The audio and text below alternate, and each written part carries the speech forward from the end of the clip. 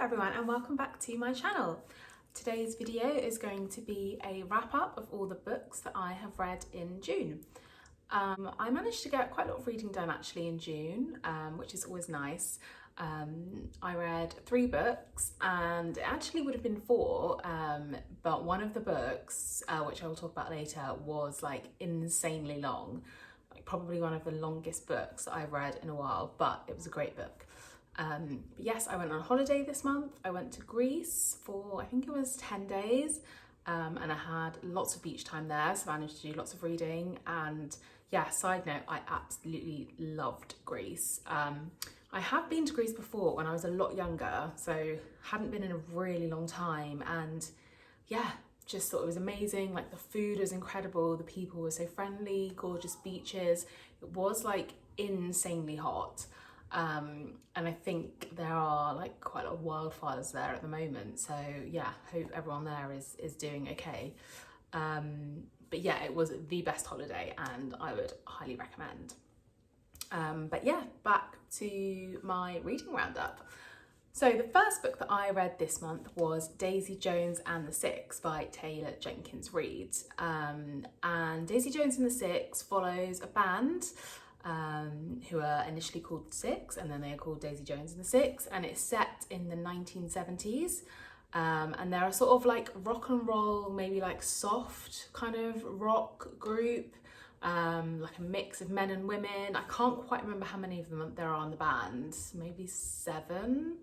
Yeah, that would make sense because there's 6 of them and then Daisy Jones, so 7. And it is loosely based on Fleetwood Mac.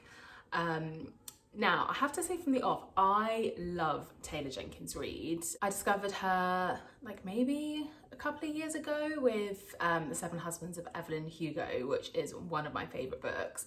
And I've been like slowly reading her books ever since then, and deliberately have been reading them slowly because I want to save them because I just love her work so much. So I don't want to read it all at once. I want to make sure I've got like time to like space out the books. So I will say, so far, this has probably been my least favourite Taylor Jenkins Reid book. Now, that is not to say, like, this is not a good book. Like, it's like saying this is my least favourite chocolate bar. Like, I love chocolate. So the book is still a really good read. It's just probably my least favourite out of the ones I've read. And I think that might be for a few reasons. So, firstly, I don't know why, but I feel like maybe the subject matter just didn't interest me as much as some of the other books. And I don't actually think it's a fault of the book. I think I've just read a lot around this subject recently, which is basically like the music industry, like the rise and fall of a band, people getting famous and then kind of losing it all, or like, yeah, this whole kind of like drugs, sex, rock and roll, sort of thing. I feel like I've read a lot of kind of music books and also, yeah, a lot of books around like people getting to the top of like whatever profession they're in and then it all like going horribly wrong. In my vlog last month, I spoke about one of the books I'd read, The Griffin Sisters, which was like about a band in the early 2000s. So yeah, I feel like maybe I've just consumed a bit too much of that recently. So maybe it just like kind of didn't hit me in the way some of her other books did. So for example, like The 7 Husbands of Evelyn Hugo was set during like the golden era of Hollywood, and that's just like an era that I love. Whereas, yeah, I feel like maybe like 1970s music isn't something that connects with me as much, even though this is kind of loosely, I think very loosely based on Fleetwood Mac, and I do love Fleetwood Mac, but yeah, I think the subject matter didn't kind of hit it with me in quite the same way.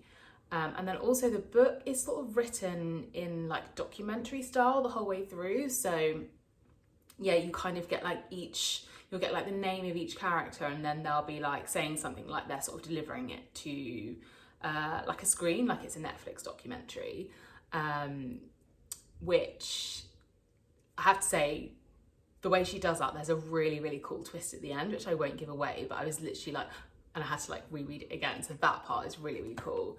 And I really do like the documentary style, but I think I did miss like some of the, I guess you'd call it like the more straight prose. And yeah, I almost wish there'd been a bit more of a mix. Like there's this other book, Favourites by Lane Fargo, which I read last year. And oh my God, I loved that book, fell in love with that book. And yeah, I guess a similar thing in terms of that's about like the world of ice skating and people getting to the top of their profession and like it's all gone wrong and things happen and you're trying to sort of piece it together. But that's a mix of like some sort of like documentary style, like I think there might be like newspaper clippings, that kind of stuff, but then also getting that kind of yeah, like first person or even third person narrative like back with the characters, whereas I think the way it's all in documentary style just yeah didn't appeal to me as much. However, having said all that, this was still like a super engaging, super fun read.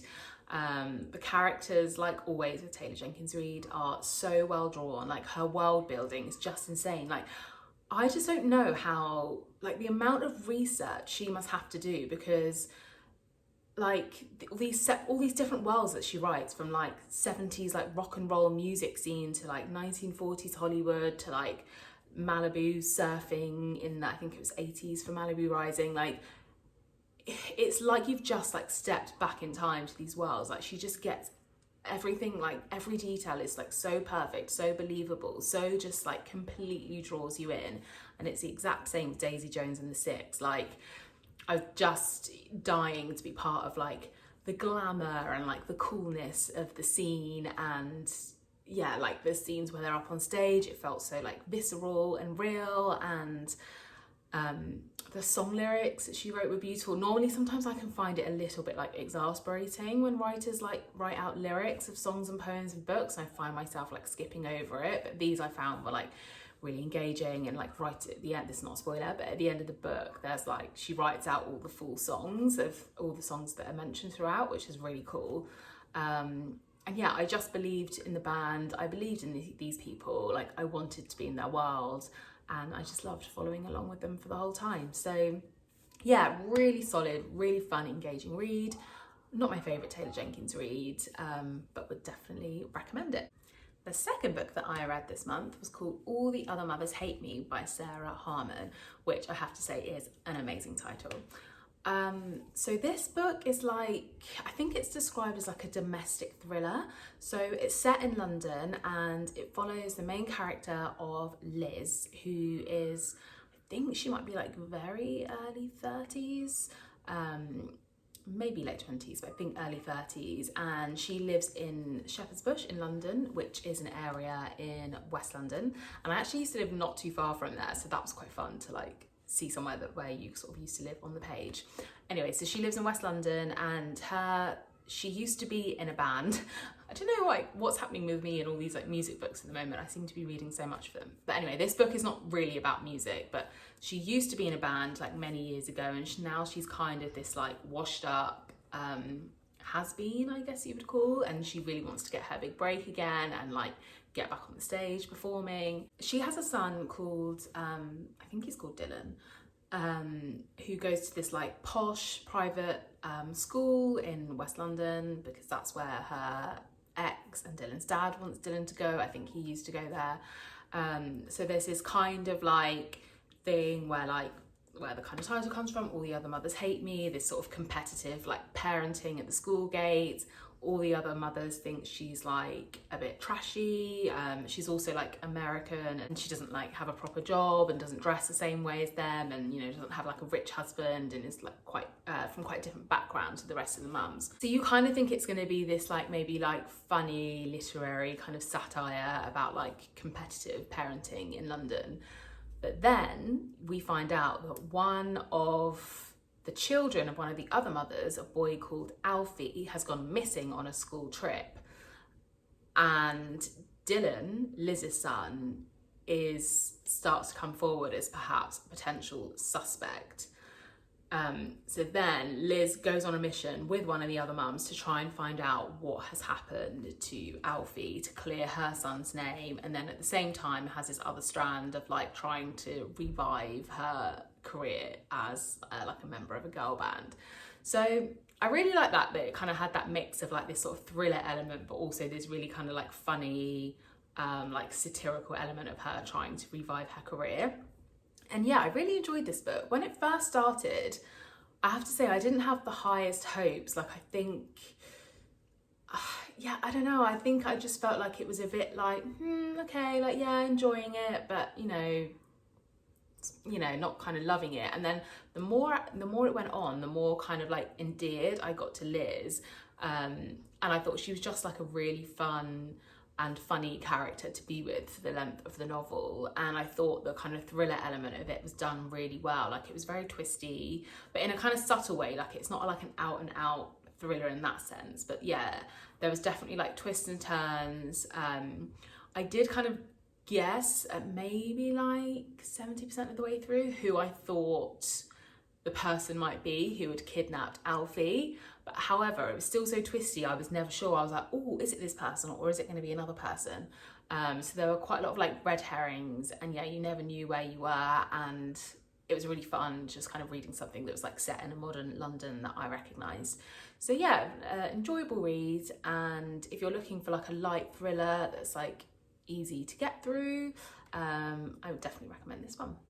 The third and final novel that I read was Rivals by Jilly Cooper. Now, I have to say, I bloody loved this book. It was so good. It was my first Jilly Cooper. I've never read any of hers, and I obviously kind of know who she is, but yeah, have just never explored that world. And I would definitely pick up another Jilly Cooper book after this and would recommend this to anyone.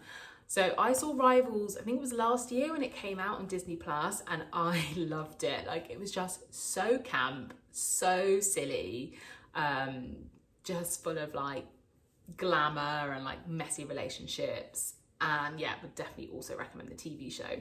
So Rivals is set in the 1980s in this kind of, I think it's like a county called Rutshire, and it follows this kind of like, I guess like middle class, well, some of them are Tories, some of them are Liberal, but yeah, definitely it's kind of like middle class like world where it's set in the world of TV. So you've got some people who are like actors, presenters, people who work behind the scenes, and there's a rival between two groups who are like fighting for control of this TV station. I feel like describing that makes it sound like not the most interesting thing in the world, but that couldn't be further from the truth. Like, it is just, yeah, it's full of like backstabbing and secrets and fun and drinking and parties and relationships and sex. And yeah, it is just like a ride of a read. And the characters in it like are amazing. Like, there are so many characters. Like, that would maybe be my like one drawback, is that like there's quite a lot of people to keep track of. There's like a character list at the beginning, but like there was no way like I could follow that list when I first read it. And I have to say, if I hadn't seen the TV show, I don't know if I would have kept track of who everyone was. Like, when I first started reading, that was like, even though I had seen the show, so I had this like a visual in my head of who plays this character and who plays that character, so that made it easier.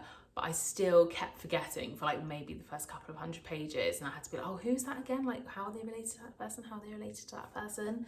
So that, and maybe one other thing, is probably the only thing that would maybe stop me from like giving this like a full 5 stars.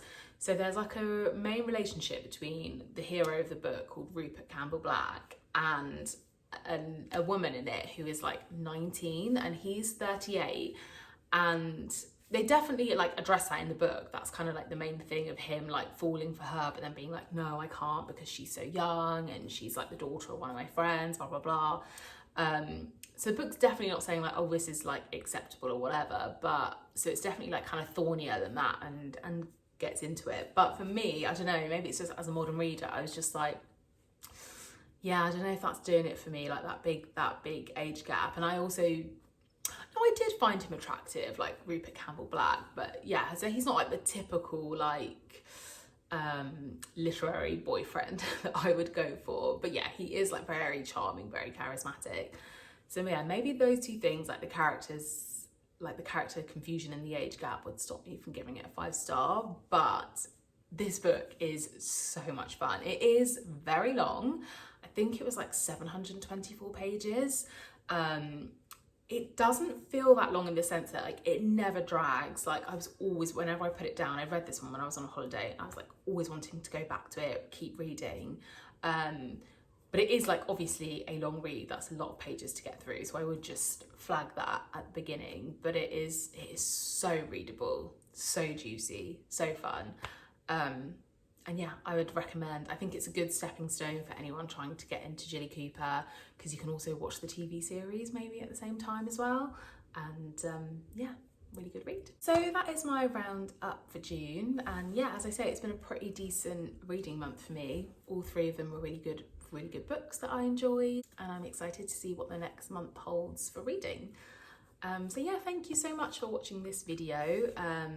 If you enjoyed it, please do like, please do subscribe to my channel. I'm at the very beginning of my journey with YouTube, and yeah, really loving it so far, like really enjoying making these videos. I've got lots of ideas for other things that I want to do, lots of bookish stuff, but also things around like writing and productivity and creativity, and maybe a bit of like lifestyle as well. So if any of those things also appeal to you, please do subscribe and follow along. I'm hoping we're into July now at the moment, so I'm hoping to film like a mid-year kind of reset video soon, so maybe letting you know some goals that I set at the beginning of the year, and some that I've come for the year to come, and my kind of like method that I have found for hitting and creating and achieving goals. But yeah, hope you enjoy watching and speak to you soon. Bye.